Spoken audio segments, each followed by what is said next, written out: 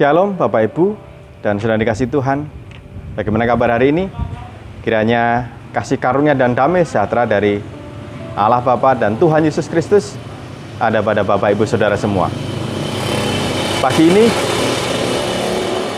kita bersyukur kembali diberikan kesempatan bagi kita untuk bersama membaca dan merenungkan firman-Nya. Sebelumnya mari kita bersatu hati memohon Roh Kudus menuntun kita. Saya hantarkan. Di pagi yang penuh dengan sukacita ini Tuhan, kami menghadap hadirat-Mu, menaikkan pujian dan syukur kami atas kasih setia-Mu. Tak henti-hentinya Tuhan senantiasa hadir dan menyertai kehidupan kami. Dan oleh karena itu Tuhan, kami berserta dengan keluarga kami senantiasa menaikkan ucapan syukur kepada-Mu atas kasih setia yang terus dan senantiasa Tuhan nyatakan. Kami akan memulai hari ini, kami mohon penyertaan-Mu, kami mohon kekuatan-Mu, mohon bimbingan-Mu ya Tuhan.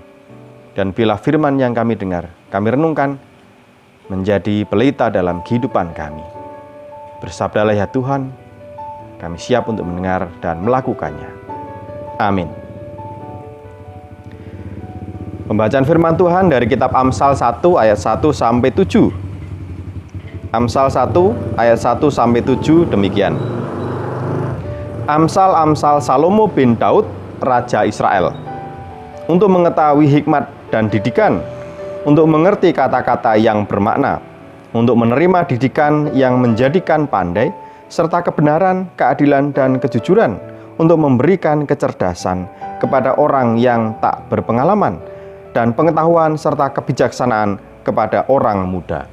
Baiklah orang bijak mendengar dan menambah ilmu, dan baiklah orang yang berpengertian memperoleh bahan pertimbangan, untuk mengerti amsal dan ibarat, perkataan dan teka-teki orang bijak. Takut akan Tuhan adalah permulaan pengetahuan, tetapi orang bodoh menghina hikmat dan didikan. Amin. Demikian firman Tuhan. Tema pagi ini, terus belajar. Bapak Ibu dan saudara dikasih Tuhan, biasanya kalau ada kegiatan persekutuan doa atau PA, tuan rumah akan menyediakan suguhan, makanan kecil dan minuman. Paling tidak ya teh anget.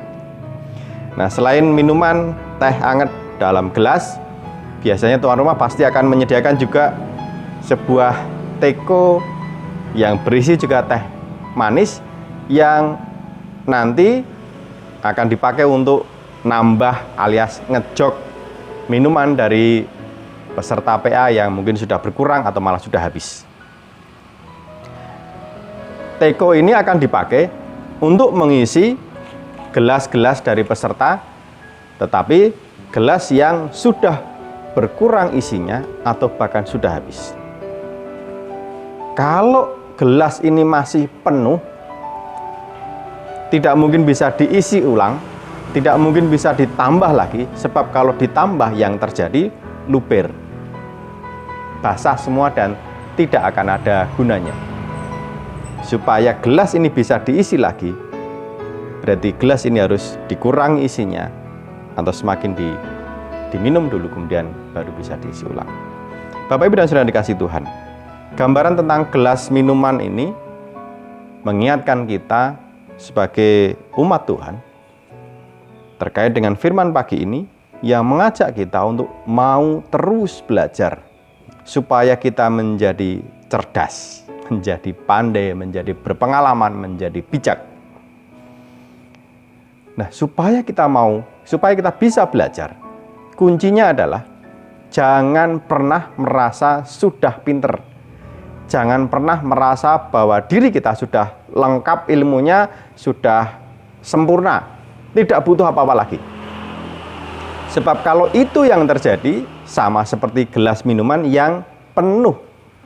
Tidak mungkin bisa diisi lagi, tidak mungkin bisa dicok, tidak mungkin bisa diperbarui lagi. Karena sudah menganggap dirinya penuh. Firman Tuhan tadi khususnya ayat 5. Baiklah orang bijak mendengar dan menambah ilmu, dan baiklah orang yang berpengertian memperoleh bahan pertimbangan.